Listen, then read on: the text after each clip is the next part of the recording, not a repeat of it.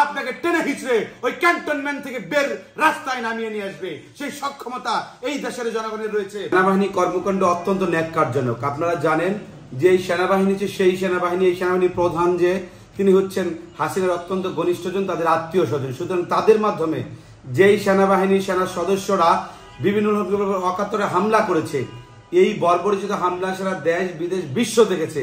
এই বর্বরচিত হামলার এর কোনো তদন্ত কমিটি গঠন করে না সেনাবাহিনী কর্তৃক। কেন করেছে, কিভাবে করেছে, তার মানে কি সেনাবাহিনীর নির্দেশনা এটা হয়েছে? সেনাবাহিনী প্রধানের নির্দেশনা যদি না হয়, আমরা বলছি ওনার নির্দেশনা হয়েছে, আর উনি যদি নির্দেশনা না করে থাকে তাহলে তারা সেটা প্রমাণ করুক। সেটা তো প্রমাণ করতে পারছে না। তার মানে কি সমগ্র ঘটনা সেনাবাহিনী প্রধানের নির্দেশনায় হয়েছে। আরেকটা ব্যাপার, এই ঘটনার পরে আপনারা গণমাধ্যম সহ সারা দেশ বিদেশ বিশ্ব সেনাবাহিনীর কাছ থেকে সুস্পষ্ট কোনো বিবৃতি পায়নি। সুস্পষ্ট কোনো বিবৃতি পায়নি। কেন পায়নি সেটা সেনাবাহিনী তার পরিষ্কার করতে হবে। আর স্পষ্টভাবে বলি, বাংলাদেশের এই যে আপনার এরশাদের জাতীয় পার্টি, তাকে টিকানোর জন্য সবচাইতে বেশি মায়া কান্না কাটছে সেনাবাহিনী। কেন কাটছে ভাই? সেনাবাহিনী যারা রয়েছে তাদের মধ্যে ভিতরে ভিতরে এক প্রকার যোগসূত্র আছে।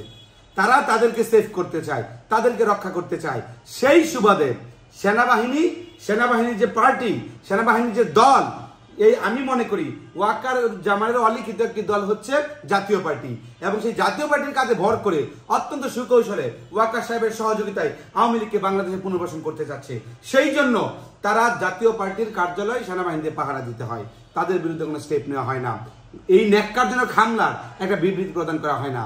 আমরা বিগত সময় দেখেছি সেনাবাহিনী যতই শক্তিশালী মনে করেন আপনারা সাবেক সামরিক শাসন জারি করে বাংলাদেশে বহুতবার ক্ষমতায় আসছে। এরশাদ আসছে কোথায়?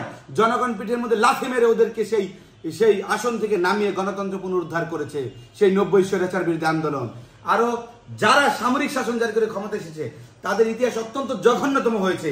2007 সালে ঢাকা বিশ্ববিদ্যালয়ে খেলার মাঠে আমাদের সেই জায়গায় সামরিক শাসনের যারা সামরিক কর্মকর্তা ছিল সেই জায়গায় ঘাঁটি গেড়েছিলেন। সেই 2007 সালে তাদের পিঠে চপেটাঘাত করে লাঠির মাধ্যমে সেনাবাহিনীদেরকে ঢাকা বিশ্ববিদ্যালয় ক্যাম্পাস থেকে বিতাড়িত করেছিল। সুতরাং আমরা বলতে চাই স্পষ্টভাবে, আপনারা যে নীল নকশা নিয়ে আগাচ্ছেন, আওয়ামী লীগের পুনর্বাসন চেষ্টা করেছেন, সেনাবাহিনীর প্রধান আপনি ভাবতে পারেন আপনি অসীম ক্ষমতার অধিকারী, কিন্তু এই জনতার কাছে, এই জনগণের মঞ্চে আপনার ক্ষমতা বিন্দুমাত্র টিকবে না।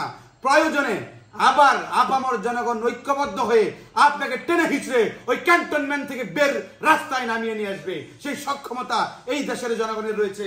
আমরা বারবার একটা কথা বলেছি, সেনাবাহিনী নিরপেক্ষতার জায়গা প্রমাণ করুক। এখনো নিরপেক্ষতার জায়গা প্রমাণ করতে ব্যর্থ হয়েছে। আর এই যে একটা ঘটনা ঘটেছে, এই ঘটনার মধ্যে সেনাবাহিনী এখনো পর্যন্ত পরিষ্কার করতে পারেনি।